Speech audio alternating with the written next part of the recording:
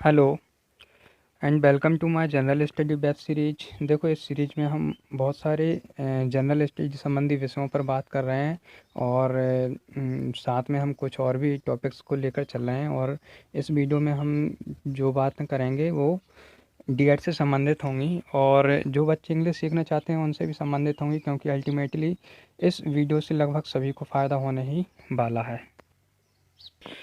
हमारा जो डीएड से संबंधित विषय के बारे में हम बातें कर रहे थे, तो आज के जो वीडियो है उसमें हम देखेंगे कि जो पेडागोजी इंग्लिश है उससे संबंधित यूनिट नंबर 3 का जो नेक्स्ट हेडिंग थी, हम उसके बारे में पढ़ रहे थे। पिछली वीडियो में हमने देखा था कि जो प्री रीडिंग है, प्री रीडिंग क्या होती है और प्री रीडिंग की जो बेनिफिट्स होते हैं उसके बारे में हमने जाना था।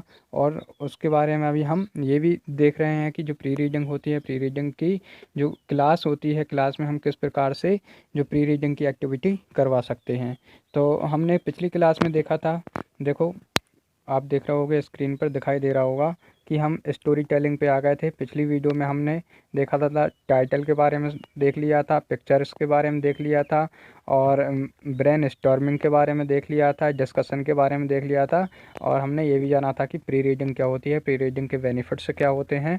ठीक है, फिर आज हम चलेंगे उसके आगे। हमने 5 पॉइंट देख लिए थे। हम बात कर रहे थे कि जो क्लास होती है, क्लास के अंदर हम किस प्रकार 10 ऐसे पॉइंट हैं या फिर ऐसी एक्टिविटी हैं जिनके द्वारा हम प्री रीडिंग को एक्टिव कर सकते हैं, अंडरस्टैंडिंग कर सकते हैं। तो आइए चलते हैं हम अपने आज के इस लेक्चर पर। तो देखते हैं हम जो छठवा पॉइंट है या फिर जो छठवीं 6th नंबर की एक्टिविटी है वो क्या है। देखो, पिछली वीडियो में और भी हमने देखी थी जो पेडागोजिकल इंग्लिश लर्निंग टूल के बारे में जो हमने बात करी थी आज से 4 या 5 दिन पहले। तो उसमें हमने बात करी थी कि जो पेडागोजी इंग्लिश लर्निंग टूल होते हैं वो क्या होते हैं। तो हमने 4 टूल्स के बारे में बात करी थी। उसमें पहला टूल था, हमने देखा था रोल प्लेइंग था। और दूसरा जो टूल था उसमें देखा था हमने सॉन्ग्स था। तीसरा टूल के बारे में हमने स्टोरी टेलिंग भी देखी थी। और उन्हीं में से जो स्टोरी टेलिंग है वही की वही इसमें आ जाती है।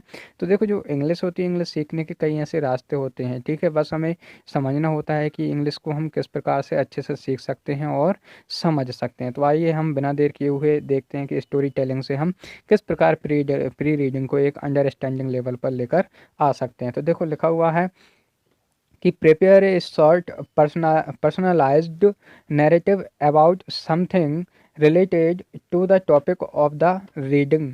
देखो, ये कह रहे हैं कि हमें क्या करना है, प्रिपेयर करना है। प्रिपेयर का मतलब होता है हमें एक बनाना है, एक शॉर्ट पर्सनलाइज्ड मतलब एक अपने व्यक्तिगत स्तर पर एक शॉर्ट मतलब एक छोटा सा नैरेटिव बनाना है। नैरेटिव का यहाँ पर हम मीनिंग देख लेते हैं। जो नैरेटिव होता है, नैरेटिव का मतलब होता है कि ये शॉर्ट स्टोरी जो कि हम कह रहे होते हैं या फिर कोई भी स्टोरी जो कि हम या फिर लिख रहे होते हैं या फिर जो कह मतलब सुना रहे होते हैं उसको हम बोलते हैं नैरेटिव। यहाँ पर देखो, इस वीडियो में केवल मेरा उद्देश्य ये नहीं है कि आपको केवल जो कोर्स है वही पढ़ाना है।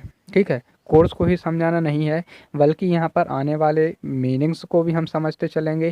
देखो, बाकी तो और भी वीडियो लेक्चर्स होंगे जहाँ पर आप जाकर कोर्स को पूरा कर सकते हो, लेकिन जो मेरे पास जितना नॉलेज होगा, इन्फॉर्मेशन होगी, मैं आपको देने की कोशिश करूँगा।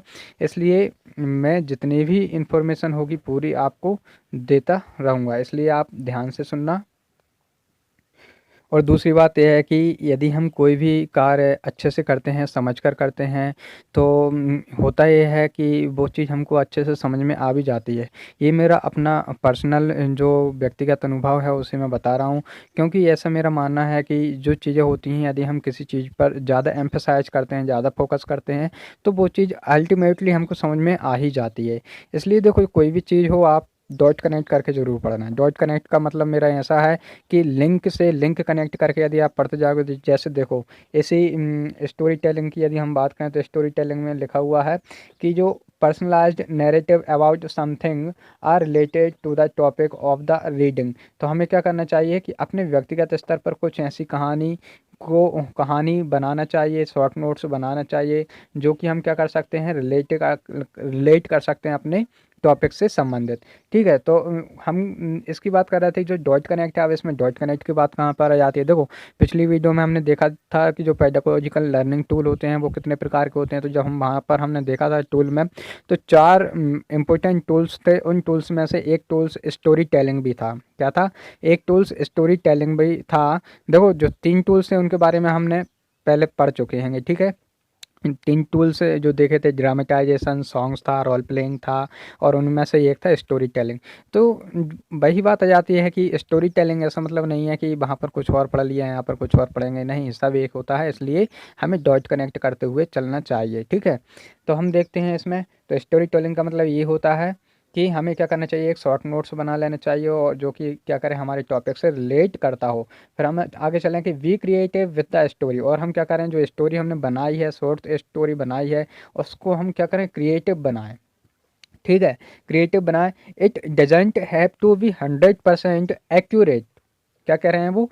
It doesn't have to be 100% accurate to something that actually. देखो, जो भी स्टोरी आप बनाओगे वो हो सकता है कि 100% वास्तविक ना हो, सही सही ना मिले, लेकिन फिर भी इससे एक अंदाज़ा हमको मिल जाता है कि हम किस राह पर जा रहे हैं और किस स्थिति में हम अपने टॉपिक से उसे रिलेट कर सकते हैं। इससे अल्टीमेटली क्या होता है कि हम एक जनरल बेसिक अंडरस्टैंडिंग की स्थिति में हम आ जाते हैं। आगे चलते हैं, तो आगे लिखा हुआ कि happened to you what it should be personal. क्या होता है कि हमारी पर्सनल होती है या होना चाहिए, जो स्टोरी है वो हमारी पर्सनल होनी चाहिए।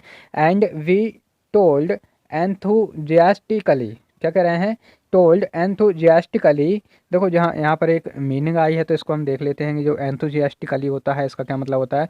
इसका मतलब ये होता है कि जो स्टोरी है, उस स्टोरी में हमें क्या होना चाहिए, एक्साइटमेंट होना चाहिए, फीलिंग होनी चाहिए। मतलब ऐसा नहीं होना चाहिए कि वो एक सिंपल हो गई या फिर कोई फीलिंग ही नहीं आई, हमें कुछ समझ में ही नहीं आया। तो उसमें कुछ ऐसा होना चाहिए कि हमें ऐसी चीज़ लिखनी चाहिए, या फिर उस स्टोरी में हमें ऐसी ऐसी चीज़ें रखनी चाहिए जिससे कि क्या हो, हमारे अंदर अ, एक जानने की इच्छा उत्पन्न हो, ठीक है, जिज्ञासा उत्पन्न हो, जिससे क्या हो, हमारे अंदर फीलिंग्स आए। तभी हम क्या करते हैं, उस टॉपिक से रिलेट करके कोई भी जनरल स्टडी कर सकते हैं, ठीक है। तो आगे चलें, तो आगे बोल रहे हैं कि it will help if there is a little suspense. वो कह रहे हैं कि यह क्या करेगी, आपको मदद कर सकती है। There is a little suspense. Little suspense, suspense का मतलब भी यहाँ पर वही होता है जो एंथुजियास्टिकली होता है, उसी का हमने देखा था, वही सस्पेंस का होता है। सस्पेंस भी एक एक्साइटमेंट होता है। एक्साइटमेंट मतलब आगे क्या होगा, आगे क्या होगा, तो वही होता है स्टोरी टेलिंग। देखो, स्टोरी टेलिंग होती क्या है जनरली, यदि आप सामान्य रूप से इसको समझो, तो देखो, जिस प्रकार हम जो सीरियल आते हैं टीवी में, वो सीरियल में होता क्या है कि आप सीरियल देखते हो, तो सीरियल में जब एंडिंग होती है तो वो एक इस प्रकार से एंडिंग करते हैं कि उसमें आपको सस्पेंस बना ही रहेगा कि इसके बाद क्या होगा। ठीक है, हर स्टोरी की एक विशेषता होती है कि वह एंड इस प्रकार से करते हैं ताकि दर्शकों में जो देखने वाले होते हैं उनमें क्या बना रहा है, हमेशा एक सस्पेंस बना रहे, एक फीलिंग बनी रहे। ठीक है, तो ऐसे ही क्या होता है, स्टोरी टेलिंग का हाल होता है। ठीक है, तो फिर अब हम आगे चलते हैं। आगे लिखा है and humour in the story to.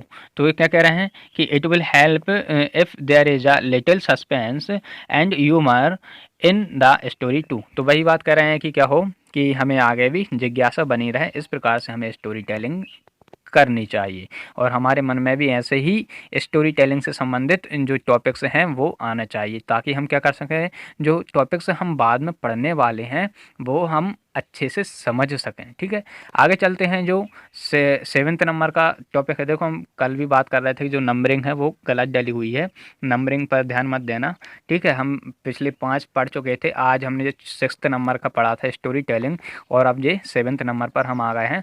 उसका नाम है शॉर्ट कन्वर्सेशन। शॉर्ट कन्वर्सेशन का मतलब होता है एक आप छोटा सा कन्वर्सेशन बना सकते हो। आप क्या कर सकते हो कि जो बच्चे हैं, बच्चों की ग्रुपिंग कर सकते हो, ग्रुपिंग करने के बाद उनको एक शॉर्ट कन्वर्सेशन करने के लिए बोल सकते हो। देखो, इसमें लिखा हुआ है कि this time give the students a sentence from the reading. तो क्या कर सकते हैं, जो हम रीडिंग करने वाले हैं, आगे रीड करने वाले हैं जिस भी टॉपिक को, उस टॉपिक से हम क्या कर सकते हैं, कुछ सेंटेंस निकाल कर बच्चों को कन्वर्सेशन करने के लिए दे सकते हैं, जिससे क्या होगा कि the students then have a conversation with a partner about the sentence, जो सेंटेंस हमने दिया है वो सेंटेंस को क्या करेंगे स्टूडेंट अपने पार्टनर के साथ उसे डिस्कशन करेंगे, जिससे क्या होगा कि उनकी एक नॉर्मल थिंकिंग बनेगी उस टॉपिक से संबंधित। देखो कोई भी टॉपिक्स हो, हम यदि अच्छे से एक दूसरे से डिस्कशन करके पढ़ते हैं तो वह कई दिनों तक हमको याद रहता है और हम उसे आसानी से समझ भी सकते हैं और दूसरों को समझा भी सकते हैं। इसलिए क्या होता है कि यदि हम शॉर्ट कन्वर्सेशन बना लेते हैं तो क्या होता है हमारे अंदर एक जनरल बेसिक आइडिया लग जाता है कि हम किस टॉपिक से संबंधित बात करने वाले हैं। तो आगे चलते हैं, लिखा है कि however tell them there is one rule. देखो जब डिस्कशन करवाना हो बच्चों से तो हम उनसे एक रूल के बारे में बता सकते हैं कि वो एक रूल को फॉलो ज़रूर करें, और वो रूल है कि they can not use more than 3 words each time. तो वो क्या कर सकते हैं कि जो प्रत्येक बार 3 शब्दों से ज़्यादा उन्हें नहीं बताना है, नहीं बोलना है, ठीक है। तो ईच टाइम क्या करना है 3 words each time it is their turn to speak, मतलब जो बोलेंगे वो उनके बोलने के 3 शब्द बाद वो नहीं बोलेंगे, ठीक है। फिर उसके बाद वो अपनी बात को टर्न कर देंगे, फिर कोई दूसरा लर्नर्स उसको बोलेगा, ठीक है। आगे चलते हैं, हम आगे चलें तो जो 8th नंबर का टूल्स है या फिर कहें कि जो एक्टिविटी है वो है पिक्शनरी। पिक्शनरी का मतलब होता है, देखो सिंपल सी बात है, इसमें क्या होता है कि हम रैंडमली कोई वर्ड निकाल लेते हैं। रैंडमली जब वर्ड निकालते हैं फिर हम उन वर्ड्स के ऊपर वर्क करते हैं, और वर्क करते हुए हम क्या करते हैं कि जो भी टॉपिक से हम उससे रिलेट करते हैं, जिससे क्या होता है कि हमारी जो प्री रीडिंग होती है उस पर मजबूत पकड़ स्थापित होती है। देखते हैं हम कि जो पिक्शनरी होती है वो किस प्रकार से आपकी प्री रीडिंग को और प्री रीडिंग को और कैसे मजबूत करती है। तो देखो select some of the keywords from the text, जो आप टेक्स्ट आगे पढ़ने वाले हो, जो रीडिंग करने वाले हो, उसमें से आप क्या करो कि कुछ वर्ड्स ऐसे छांट लो जो कि क्या बच्चों को आप दे सको। तो क्या कर दो select some of the keywords, keywords हो सकते हैं कुछ भी हो सकता है, तो आप कुछ वर्ड्स उनमें से छांट लो और क्या करो कि फिर उन वर्ड्स को पुट द क्लास इनटू 2 और 3 ग्रुप्स, और जो बच्चों के हमने जो 2 और 3 और जितने भी आपने ग्रुप्स बनाए हो उन ग्रुप्स में वो वर्ड बांट दो, या फिर कह सकते हैं कि दे दो। और फिर क्या होगा कि आगे हम देखेंगे कि in turn a learner from each group at the same time come comes to the white board. और फिर क्या करेंगे कि जब हम उन ग्रुप्स को वर्ड बांट देंगे तो ग्रुप्स को वर्ड बांटने के बाद फिर हम क्या करेंगे, एक एक ग्रुप से एक एक बच्चे को बुलाएंगे, वाइट बोर्ड के पास बुलाएंगे और उससे कहेंगे, क्या कहेंगे कि and they have to draw the that word, जो वर्ड उनको दिए गए थे वो वर्ड क्या करें वहाँ पर ड्रा करें, ठीक है। जब वो बोर्ड पर लिखेंगे तो फिर क्या होगा कि they are not allowed to use letter और नंबर्स इन देयर ड्राइंग। और उनसे एक रूल्स ज़रूर बता दें कि जो रूल्स रहेगा वो रूल्स ये रहेगा कि वो जो वाइट बोर्ड है या फिर ब्लैक बोर्ड जो भी बोर्ड हो उस बोर्ड पर वो नंबर्स और लेटर्स ना लिखें, ठीक है। फिर क्या होगा कि the other students try to guess, जो दूसरा स्टूडेंट्स हैं जो बैठे हुए हैं वो क्या करेंगे, अनुमान लगाएंगे the word and learn point of for their team, और क्या करेंगे वो पॉइंट को सीखेंगे अपनी टीम से कि किस प्रकार से जो शब्द दिया गया है बोर्ड पर, जो शब्द लिखा हुआ है उस शब्द से किस प्रकार से वो सीख सकते हैं या फिर वो किस सब्जेक्ट से रिलेटेड वर्ड है। तो this can get very lively Indeed. जब हम इस प्रकार की एक्टिविटी करते हैं तो होता क्या है कि देखो यहाँ पर 2 मीनिंग आए हैं, इन मीनिंग को देखते हैं। तो लाइवली का मतलब होता है कि जो लाइवली होता है, लाइवली का सिंपल मतलब ये होता है कि आप जो जब एक्टिविटी करते हो तो उसमें क्या होता है, एक वेरी एक्टिव हो जाते हो, ठीक है। क्या हो जाते हो, वेरी एक्टिव हो जाते हो और एनर्जेटिक हो जाते हो, फुल ऑफ एनर्जेटिक हो जाते हो। इसलिए क्या होता है जो इस सब पूरे शब्द होते हैं फुल ऑफ एनर्जेटिक या फिर कह सकते हैं कि जो एक्टिवली होते हो उसको हम दूसरे शब्द से या फिर मीनिंग से कह सकते हैं कि वो क्या होता है, लाइवली होता है। लाइवली का मतलब ये होता है कि जब कोई एक्टिविटी करते हैं तो आप उसमें क्या हो जाते हैं, फुल ऑफ एनर्जेटिक हो जाते हो। और इंडीड, इंडीड का मतलब क्या होता है, देखो जो इंडीड होती है, इंडीड का मतलब होता है कि एक ऐसा स्टेटमेंट या फिर हम कह सकते हैं कि एक ऐसी जो सेंटेंस होता है जो यूज होता है, क्या होता है, डाउटफुल और सरप्राइजिंग में होता है। जैसे मान लो कि जब वो बच्चा व्हाइट बोर्ड के पास आया था और उसने एक वर्ड दिया था तो गैस करने के लिए बोला था। तो इसमें क्या होता है कि जब गैस करने के लिए बोलते हैं तो सभी बच्चे एक्टिव हो जाते हैं कि क्या हो सकता है इसका मीनिंग। और जब एक्टिव होते हैं तो फिर क्या होता है कि उसमें सरप्राइज होता है कि इसका मीनिंग आखिरकार ये था और हमको पता था और हमने नहीं बताया। ऐसा भी हो जाता है कभी कभी कि वो मीनिंग हमारे माइंड में आते हुए भी क्लिक नहीं होता है तो हम इससे क्या हो जाते हैं, बहुत सरप्राइज हो जाते हैं, इंडीड हो जाते हैं।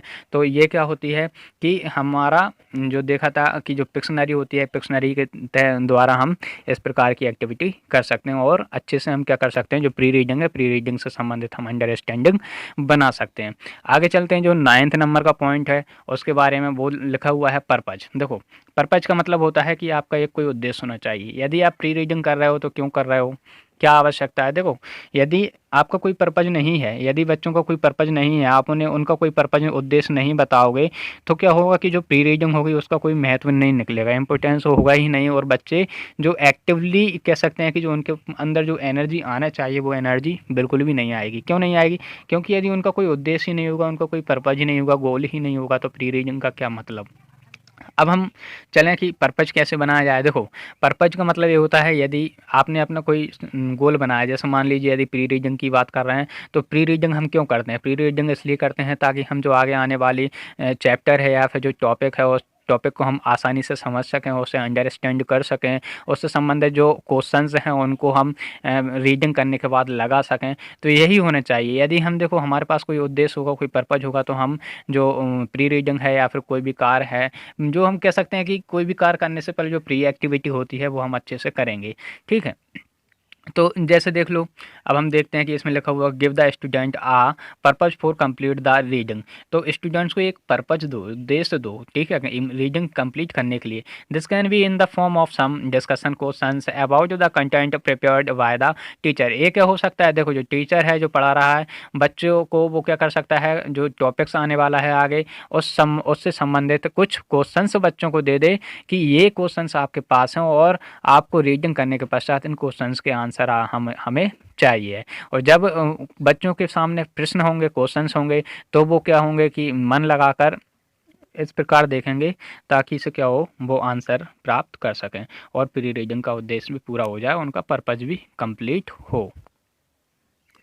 अब आगे चले तो लिखा हुआ है कि give the questions to the student before they read. तो देखो जो स्टूडेंट्स हैं वो उनको टॉपिक्स पढ़ाने से पहले क्या दो, क्वेश्चंस दो। देखो मेरा ऐसा व्यक्तिगत रूप से ऐसा मानना है कि यदि कोई भी टॉपिक्स यदि हम पढ़ रहे हैं उससे संबंधित यदि हम प्रश्न पहले पढ़ लेते हैं तो डेफ़िनेटली मतलब जो होता है कि अधिकतर जो टॉपिक्स होता है हमें समझ में आने लगता है और हमें पता चल जाता है, एक जनरल आइडिया लग जाता है कि कहाँ से प्रश्न बनने वाला है, कहाँ से आंसर आएंगे। इसलिए क्या होता है कि हमें सबसे पहले जो प्रश्न होते हैं उनको सामने रखना चाहिए। और मैं पहले ही बता चुका हूँ कि जो सबसे अच्छी बेस्ट लर्निंग होती है, बेस्ट लर्निंग जो होती है वो प्रश्न के द्वारा ही होती है।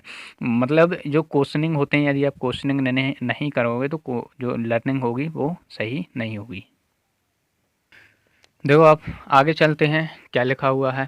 आगे लिखा है, देखो जो पिछली लाइन थी उसमें लिखा था give the questions to the student before they read the text. ठीक है, ये देख लिया हमने। आगे चलते हैं तो देखो ask them to read them and then while they are reading the text they should prepare answer to these discussions question. देखो जब क्वेश्चंस को हमने डिस्कशन कर लिया तो फिर उनसे कहेंगे कि उसके कुछ आंसर निकालो कि उनके मन में क्या आंसर लग रहे हैं।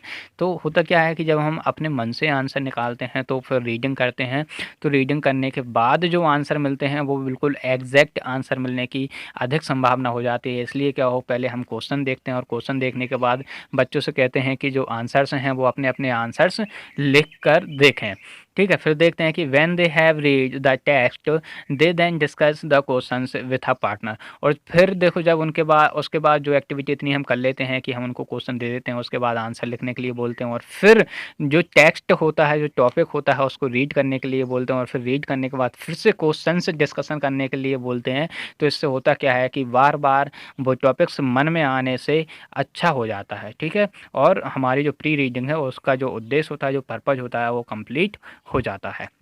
हम जो चलते हैं नेक्स्ट और लास्ट बचा हुआ है वह एक्टिविटी है वीडियोज़। ठीक है, क्या है वीडियोज़। देखो आज के समय में यदि वीडियोज़ की बात करें और जो लॉकडाउन चल रहा है, लॉकडाउन के समय तो और ज़्यादा इंपॉर्टेंस हो जाती है वीडियोज़ की। और ऑनलाइन जो प्लेटफॉर्म है उस प्लेटफॉर्म की भी इतनी इंपॉर्टेंस हो जाती है कि आप विजुअलाइज करके क्या कर सकते हो, सीख सकते हो, पिक्चराइज करके सीख सकते हो। ठीक है, हमने पीछे पढ़ा था कि जो पिक्चराइजेशन है या फिर जो पिक्चर होती हैं, पिक्चर को हम किस प्रकार सेलेक्ट करके उन पिक्चर के ऊपर हम कुछ भी डिस्कशन कर सकते हैं और उससे हम सीख सकते हैं। इसी प्रकार का होता है कि वीडियो से आपको क्या विजुअलाइजेशन होता है, उसमें आपको पिक्चर टू पिक्चर और विथ साउंड दिखता है, विथ साउंड सुनाई देता है, जिससे क्या होता है आपकी अंडरस्टैंडिंग अच्छी बनती है। तो देखो हम देखते हैं कि इसमें क्या लिखा हुआ है कि there is so much good free content available these days. देखो सही बात है, यहाँ पर लिखा हुआ है कि इस समय क्या है कि बहुत सारा कंटेंट अवेलेबल है फ्री में अवेलेबल है इंटरनेट पर, ठीक है। फाइंड अ शॉर्ट वीडियो, तो क्या कर सकते हैं कि एक शॉर्ट वीडियो हम फाइंड कर सकते हैं relating to the topics of the reading. तो हम क्या कर सकते हैं कि इतना सारा कंटेंट यदि फ्री में उपलब्ध है तो हम ये कर सकते हैं कि जो हमारा टॉपिक्स है उससे संबंधित हम वेरी शॉर्ट वीडियो को क्या कर सकते हैं, सिलेक्ट कर सकते हैं, सर्च कर सकते हैं और उसके बाद क्या कर सकते हैं, हम उसको सुनकर देखकर समझ सकते हैं कि किस प्रकार से हम जो टॉपिक्स है उसको हम क्लियर कर सकते हैं। आगे लिखा हुआ है कि I would suggest something around 3 minutes long. और यहाँ पर लिखा हुआ है कि मेरी सलाह ऐसी है कि यदि आप जो लंबी वीडियो की बात करें कि कितने मिनट्स की होने चाहिए, तो 3 और 4 मिनट्स के लॉन्ग वीडियो आप देख सकते हो और उसको समझ सकते हो और उसके बाद ऐसा हो सकता है कि आप धीरे धीरे बड़ी वीडियोज़ पर जा सकते हो। फिर लिखा हुआ है कि after watching the video yourself prepares some simple discussion question. After जो वीडियो है, वीडियो देखने के बाद आप क्या करो, कुछ छोटे सिंपल प्रश्नों को आप बनाओ और उस पर डिस्कशन करो, ठीक है। फिर करो कि play the video and then ask the students to talk with a partner about what they saw. इसके बाद जो वीडियो है, वीडियो को प्ले करो, अपने पार्टनर के साथ देखो और फिर उनसे पूछो कि आपने वीडियो में क्या देखा। जिससे क्या होगा कि जब एक दूसरे से आप डिस्कशन करोगे ईच अदर से, तो होगा क्या कि कुछ कॉन्सेप्ट आपके बनेंगे, कुछ आपके पार्टनर्स के बनेंगे। जिससे क्या होगा कि जब एक दूसरे कॉन्सेप्ट में क्या होगा, एक दूसरे कॉन्सेप्ट एक आदान प्रदान होंगे, या फिर कह सकते हैं कि जो ओपिनियन है, ओपिनियन एक दूसरे को आप दोगे, तो क्या होगा कि आपका एक परफेक्ट आइडिया बन जाएगा कि हम किस प्रकार से इस पर जनरल बेसिक आइडिया हम बना सकते हैं, ताकि जो रीडिंग है उसको हम सही से कर सकें। तो देखो हमने पिछली वीडियो और इस वीडियो, 2 वीडियो में हमने देख लिया है कि जो प्री रीडिंग होती है, प्री रीडिंग क्या होती है, प्री रीडिंग के हमने बेनिफिट्स भी देखे थे, ठीक है। जो प्री रीडिंग क्या होती है उसके बेनिफिट्स क्या होते हैं। उसके बाद देखा कि जो प्री रीडिंग करने के जो तरीके हैं या फिर जो एक्टिविटी हैं, 10 एक्टिविटी जो कि हम क्लास में कर सकते हैं और इवनली हम क्लास के बाहर भी कर सकते हैं। बस होता यह है कि हम क्लास के बाहर इसलिए नहीं कर पाते हैं कि हम और हमारे पार्टनर्स जनरली होता क्या है कि दूर दूर रहते हैं, अलग अलग प्लेसेस पर रहते हैं। लेकिन फिर भी यदि हम एक ऑर्गेनाइज रूप से करें तो हम प्लान बना के कर भी सकते हैं। तो देखो ये पढ़े थे हमने, पहला देखा था हमने डिस्कशन देखा था, डिस्कशन के बाद हमने ब्रेन स्टॉर्मिंग देखा था, ऐसे ही करके pictures, the title, story telling, short conversation, Pictionary, उसके बाद पर्पज, फिर वीडियोस, ठीक है। अब आज की इस वीडियो में बस इतना ही रहने देंगे। कल की वीडियो में हम इसका जो आगे का चैप्टर है या फिर कह सकते हैं कि आगे की जो कहानी है वो देखेंगे। आज की वीडियो में इतना ही, वीडियो देख